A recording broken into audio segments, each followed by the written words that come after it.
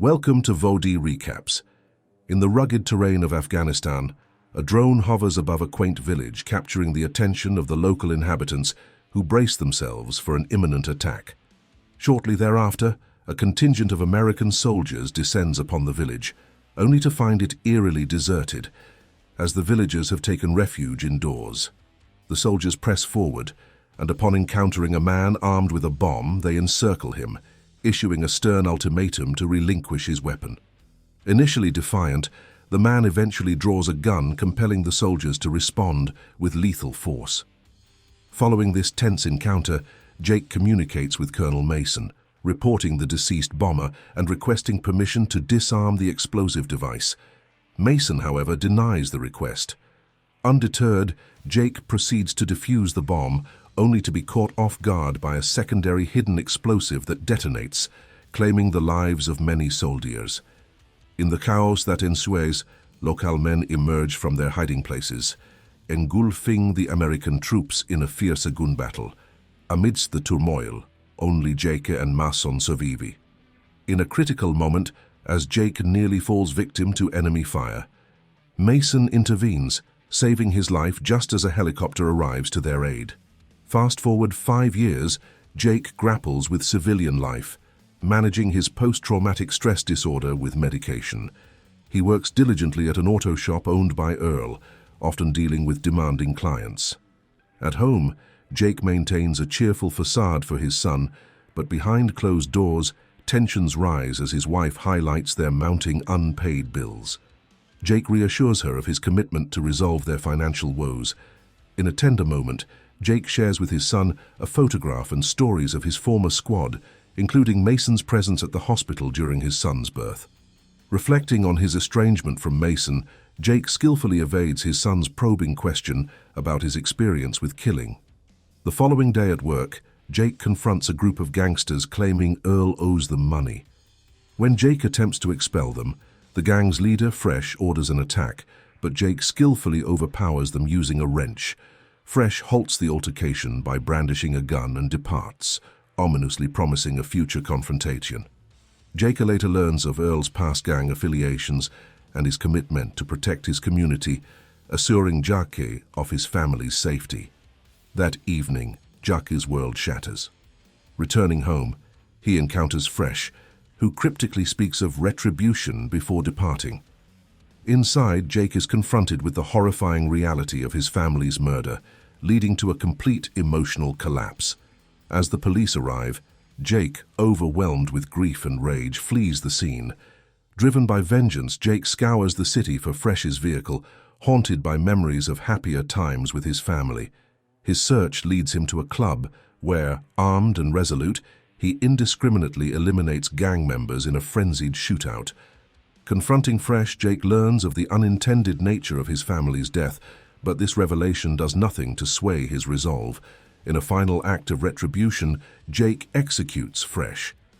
5 months subsequent to his vengeful act, Jake finds himself confined within the stark walls of a prison cell, grappling with an intensifying post-traumatic stress disorder. Haunted by relentless visions of Fresh's role in his family's demise, Jake's days are consumed by these tormenting images. In an unexpected turn of events, Jake receives a visit from Mason, his former comrade, who extends an offer to assist in reopening his case. However, Jake, entrenched in his belief that he rightfully belongs behind bars, declines Mason's offer. He reiterates his statement to the judge. His vengeance was exacted without remorse, and given the chance, he would unhesitatingly repeat his actions. Jake then requests Mason to cease his visits and signals the guard to escort him back to his cell. That night, Jake's mind traverses back to his military days, reminiscing about Mason's retirement, which followed the heroic act of saving his life. Later, Jake is approached by a stranger named Ramsey, who reveals his affiliation with a private task force, yet Jake, uninterested in hearing more, promptly asks to be returned to his cell. His night is disrupted when a group of masked intruders invade his cell, sedating and abducting him. Upon regaining consciousness, Jake discovers he has been liberated from prison by Ramsey, who confesses to having monitored Jake for an extended period. Impressed by Jake's record, Ramsey introduces him to Section 8, an organization that operates outside conventional boundaries. Ramsey suggests that joining Section 8 could restore Jake's sense of purpose, appealing to his desire to be seen as a hero by his son. Persuaded by this notion, Jake agrees to enlist. In Washington, D.C., Ramsey acquaints Jake with his new teammates, Elias, Ajax, Bruna, and Muller. He also introduces Jake to their operational hub, dubbed the Batcave, and explains the global reach of their operatives. Their directives, originating from the State Department and the NSA, focus on neutralizing threats to national security. As a newcomer, Jake is assigned Mueller as his watcher, accompanying him on missions until he gains seniority. Jake is provided with a new identity, complete with a bank account, an apartment, a vehicle, and a fabricated backstory. As to the world, he is now deceased. Ramsey departs, leaving the team to initiate Jake. Ajax, attempting to test Jake, engages in physical provocation and aggression. Despite his best efforts to evade confrontation, Jake is pushed to his limits and nearly retaliates violently against Ajax. However, a sudden recollection of his family calms his rage. Ajax, observing Jake's restraint, accuses him of fearfulness, suggesting he is unfit for their group, a sentiment Mueller does not share. Later, Jake and Mueller embark on a mission to Mexico, targeting Castillo, a defense contractor and arms dealer. Castillo has acquired dangerous schematics intended for sale to the Russians, and Jake's objective is to retrieve these plans and eliminate Castillo and his associates. Confronted with the reality of their operations, Jake is reluctant to embrace his role as an assassin. In Mexico, Jake and Mueller locate Castillo, engaged in a tense exchange with a Russian negotiator. Utilizing the chaos of their dispute, Jake stealthily eliminates a guard, inadvertently triggering a violent shootout between the two factions. As the conflict escalates, resulting in numerous casualties and an explosive climax, Jake emerges to eliminate the remaining survivors. He then discovers two terrified women in a car, but remains focused on his mission, retrieving the schematics and departing the scene. Back at their headquarters, Ramsey confronts Jake, expressing his displeasure over Jake's decision to spare the lives of two women during their mission. He accuses Jake of jeopardizing the mission's integrity. Jake defends his actions, arguing that the women were innocent victims, but Ramsey counters with a stern warning, threatening to return Jake to prison if he fails to comply with orders. Following this tense exchange, Jake is dismissed. Mueller speaks up in Jake's defense, but Ramsey remains unconvinced, leading Ajax to insinuate that Ramsey may have erred in his judgment. Left alone, Ramsey makes a call to an individual named Locke. The following day in Nevada, the mercenary Locke executes a brazen attack on a hotel, eliminating several employees before confronting his intended target in a room. The target, aware of Ramsey's involvement, attempts to bribe Locke with a substantial sum of money, but to no avail. Locke proceeds to escape through the hotel's casino, engaging in a violent confrontation with the security guards. His aggressive tactics create chaos among the gambling patrons, and he ultimately shoots his way out, commandeering a car to make his getaway. Meanwhile, Jake settles into his new residence, where he discovers a framed collection of photographs from his time in Afghanistan.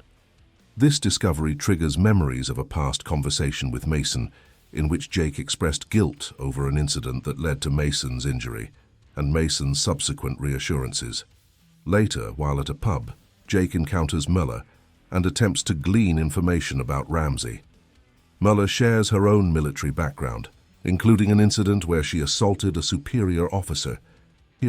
Soon after, Ramsey briefs the team on their next assignment: to retrieve sensitive digital information and eliminate Senator Graham, identified as a traitor. The mission is complicated by stringent security measures, prompting Ramsey to emphasize the need for aggressive action, particularly from Jake. The team, disguised as landscapers, infiltrates Graham's event in California. Mueller stealthily eliminates several guards, but as the security team becomes aware of the intrusion, they evacuate Graham in a van. While Mueller hacks into the senator's computer, Jake pursues the van, ultimately intercepting it. Confronted by Jake, Graham pleads for his life, invoking his family. Overwhelmed by memories, Jake hesitates and ultimately decides to spare Graham. However, this moment of mercy is short-lived as Ajax arrives and executes Graham, admonishing Jake for his hesitation. Back at home, Jake is consumed by guilt, his emotions amplified by alcohol and the haunting images of his past. His solitude is abruptly interrupted by the appearance of masked intruders. Jake narrowly evades capture, escaping through the back door of his house. The following day, he confides in Mason, who reveals that the current incarnation of Section 8 is a shadow of its former self, now a haven for disgraced agents with deep connections in Washington. Mason, unfamiliar with Ramsey, pledges to investigate and offers Jake financial and armed support. Returning to his hometown, Jake receives a call from Ramsey, who proposes a meeting. Jake declines. Ramsey then instructs Mueller to contact Locke, now in Argentina, with orders to eliminate Jake. During a chance encounter with his son's best friend, Jake learns of Fresh's association with mysterious individuals in black suits prior to his family's murder. Before Jake can probe further, Locke appears and opens fire, causing chaos and civilian casualties. Jake manages to flee amidst the confusion, while Locke commandeers a police vehicle to continue the pursuit, updating Ramsey on the unfolding events. In the stillness of the evening, Jake finds refuge in Earl's workshop, a place steeped in memories of Earl raising him after the tragic loss of his parents. The tranquility is shattered when the computer alerts them to the arrival of an assault team. Without hesitation, Jake and Earl arm themselves, bracing for the impending confrontation. The skirmish erupts with intensity. Jake narrowly escapes a lethal shot from Elias, thanks to Earl's swift intervention. The battle escalates as Brunner engages Jake in a fierce melee atop a car. In a moment of distraction caused by Ajax's reckless gunfire, Jake seizes the opportunity to incapacitate Brunner with a screwdriver. As Ajax continues his barrage, Jake resourcefully uses Brunner's body as a shield, returning fire until his ammunition runs dry. Ajax, craving a direct combat challenge, deliberately exhausts his own ammo, setting the stage for a brutal hand-to-hand duel within the confines of the shop. The fight reaches a critical point when Ajax attempts to stab Jake, only to be unexpectedly shot by Mueller. In the aftermath, Jake checks on Earl, who has miraculously survived the chaos. Earl, understanding the urgency of the situation, hands Jake his car keys, urging him to flee before the police arrive. As they drive away, Mueller reveals her desire to leave Section 8, aligning her interests with Jake's. However, Jake remains wary, demanding to be taken to Ramsey's location. The following day, Jake and Mueller arrive in the remote wilderness of Montana, seeking Ramsey's hidden cabin. In an unforeseen turn, Jake is abruptly knocked unconscious. Haunted by dreams of his family, he awakens to find himself restrained in Ramsey's presence, with Mueller revealed as a conspirator in this trap. The situation intensifies as Mason enters, shocking Jake with the revelation of his collusion with Ramsey. It becomes clear that Mason's manipulation led to the tragic events that befell Jake's family, all part of a scheme to exploit Jake's exceptional skills. Left in isolation, Jake overhears Mason and Ramsey discussing the necessity of eliminating him as a liability. Mason's demeanor is cold and calculating as he agrees to the plan, while Mueller silently counts the payment for their betrayal. In a dramatic twist, Mason returns to free Jake, confessing his true mission to dismantle Section 8 from within. He enlists Jake's help to complete this task. The alarm is triggered, drawing guards whom they swiftly dispatch. As more adversaries swarm in, Jake and Mason engage in a ferocious gunfight, methodically advancing towards Ramsey. Amidst the chaos, Ramsey attempts to manipulate Jake with offers of money and deceitful accusations against Mason. The confrontation reaches its climax as Mueller, attempting to ambush Jake, inadvertently shoots Mason instead. In his final moments, Mason implores Jake to complete their mission. The battle continues with Mueller, now out of ammunition, engaging Jake in a desperate hand-to-hand struggle. Despite sustaining an injury, Jake manages to overpower and fatally wound her. He then pursues the fleeing Ramsey, leading to a high-speed chase and shootout.